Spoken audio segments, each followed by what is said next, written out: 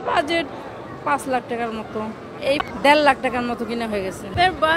বর্তমানে যে দাম এটা তো মানে বলার অপেক্ষা রাখে না। এখনকার মানে প্রতিযোগিতা, কে কত বেশি দাম দিয়ে কিনতে পারে, এই বর্তমান যুগে এই প্রতিযোগিতাই দেখতেছি।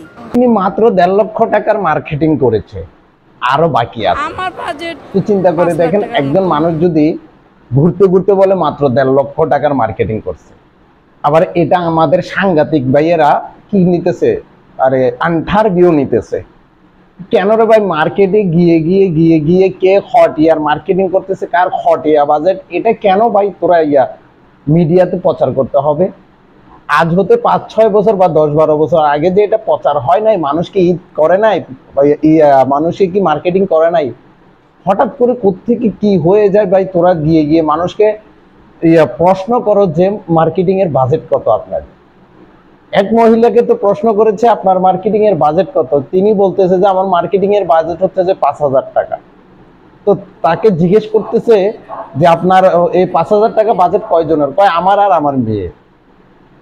তো ওইখানেই কিন্তু সাংবাদিক কিন্তু থেমে যাওয়ার উচিত ছিল, যে আর এই বিষয়ে প্রশ্ন না করাটাই উচিত ছিল, সবার বাজেট এক থাকে না।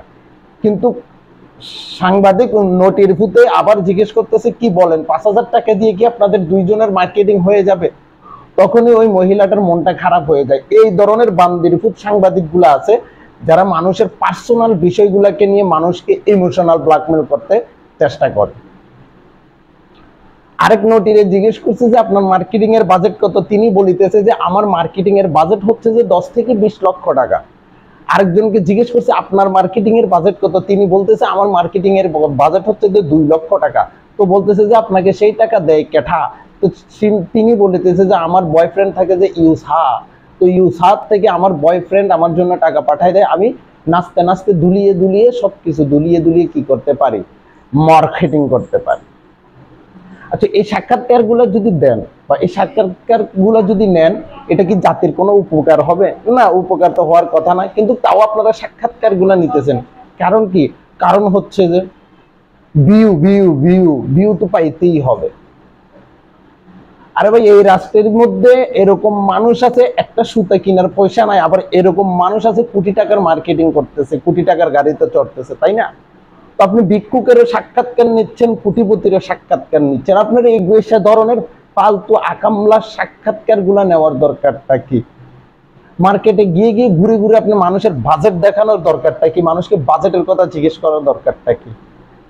আরেকটা মেয়ে সুন্দর করে বলেছে যে আমার বাজেট হচ্ছে যে 5,000 থেকে 10,000 টাকা, এবং আমার আম্মু আব্বুর বাজেট হচ্ছে যে 5,000 টাকা। কই এতে করে হয়ে যায়? আমাদের তো এত বেশি কিছু লাগে না, যদি 10,000 টাকাও লাগে না, 7 থেকে 8,000 টাকা লাগে। যদি ব্যাগ আর জুতা আমি একটু ভালো থেকে কিনি, তাহলে 10 থেকে 12,000 টাকা খরচ হয়।